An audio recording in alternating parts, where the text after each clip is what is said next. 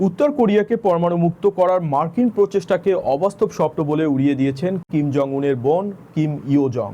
Xi Jinping এর গুরুত্বপূর্ণ সফরের আগেই এসেছে এই কড়া বার্তা।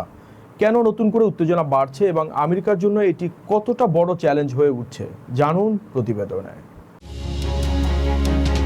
যুক্তরাষ্ট্রের রক্তচাপ বাড়িয়ে দিয়ে এবার সরাসরি হুঁশিয়ারি বার্তা পাঠালো উত্তর কোরিয়া। মার্কিন প্রশাসনকে একহাত নিয়ে উত্তর কোরিয়ার শীর্ষ নেতা কিম জং উনের ক্ষমতাধর বোন কিম ইও জং স্পষ্ট জানিয়ে দিয়েছেন, উত্তর কোরিয়াকে পরমাণু কেন্দ্র মুক্ত করার মার্কিন চেষ্টা একটা সেকেলে বা অবাস্তব স্বপ্ন ছাড়া আর কিছুই নয়।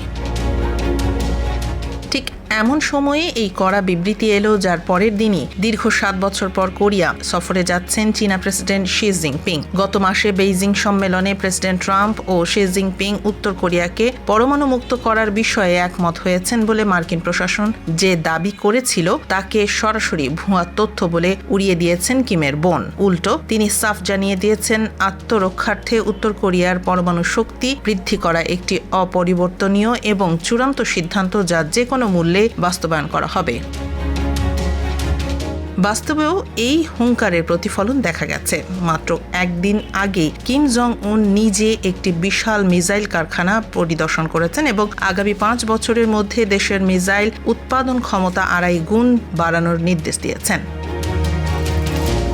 বিশেষজ্ঞদের মতে চীনের প্রেসিডেন্ট শি জিনপিং এর এই সফরের মূল উদ্দেশ্য হল উত্তর কোরিয়ার ওপর বেইজিং এর প্রভাব বজায় রাখা, বিশেষ করে যখন পিয়ংইয়ং এর সাথে রাশিয়ার সামরিক ও অর্থনৈতিক সম্পর্ক দিন দিন আরও গভীর হচ্ছে। কিন্তু ট্রাম্প প্রশাসনের চাপ উপেক্ষা করে কিম যেভাবে একের পর এক পরমাণু ও মিসাইল ফ্যাক্টরি উদ্বোধন করছেন তা আমেরিকার জন্য এক চরম মাথা ব্যথার কারণ হয়ে দাঁড়িয়েছে।